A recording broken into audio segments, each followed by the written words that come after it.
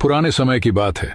एक गांव में दो भाई रहते थे, बड़ा भाई शिवमोहन और छोटा भाई प्रीतम। शिवमोहन अमीर था, धन, जमीन, नौकर, सब कुछ, लेकिन दिल से बहुत कंजूस और घमंडी। दूसरी तरफ प्रीतम गरीब था। कई बार तो उसे दो वक्त की रोटी भी ठीक से नहीं मिलती थी, फिर भी वह संतोषी, दयालु और ईमानदार था। उसके घर आने वाला हर मेहमान सम्मान पाता। एक दिन गांव में एक बुजुर्ग यात्री आया। वह भूखा प्यासा शिवमोहन के घर पहुंचा, दरवाजा खटखटाया और बोला, बेटा, क्या एक रात ठहरने की जगह मिल सकती है? शिवमोहन ने त्योरी चढ़ाते हुए कहा, मेरे घर कोई धर्मशाला नहीं है, जाओ उस टूटे फूटे घर में, वह प्रीतम नाम का नेक आदमी रहता है। बूढ़ा आदमी सब समझ गया और चुपचाप वहां से चला गया। बूढ़ा प्रीतम के घर पहुंचा। प्रीतम मुस्कुराते हुए बोला, आइए बाबा, पहले अंदर चलिए, आप थके होंगे, भूखे भी होंगे। घर में सिर्फ रोटी, नमक और पानी था, लेकिन प्रीतम ने पूरे सम्मान से भोजन कराया। बूढ़े बाबा ने महसूस किया कि यह आदमी गरीब है, लेकिन दिल से बहुत अमीर है। रात को बाबा ने कहा, बेटा, मैं कभी इसी गांव का बहुत अमीर आदमी था, मेरे पास बहुत सोना था, लेकिन एक हादसे में मेरी पत्नी और बच्चे चल बसे। दुख में मैंने दुनिया छोड़ दी और तीर्थ यात्रा शुरू कर दी। यात्रा पर जाने से पहले मैंने जंगल में एक गुप्त जगह पर अपना सारा खजाना छुपा दिया था, लेकिन रास्ते में मैं एक सोने की ईंट बेचने गया।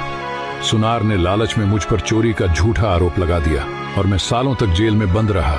अब मैं वापस आया हूं और अपना पुराना खजाना निकालना चाहता हूं। अगर तुम मदद करोगे तो आधा खजाना तुम्हें दे दूंगा। प्रीतम खुशी खुशी तैयार हो गया।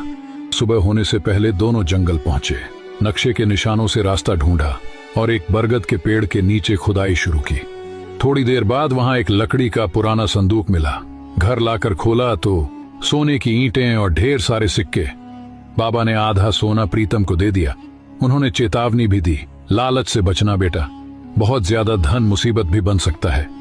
प्रीतम ने धीरे धीरे सोना बेचा, घर बनाया, सुकून की जिंदगी बनाई, लेकिन उसके स्वभाव में न घमंड आया न लालच। गरीबों की मदद करता रहा, मेहमानों का सम्मान करता रहा।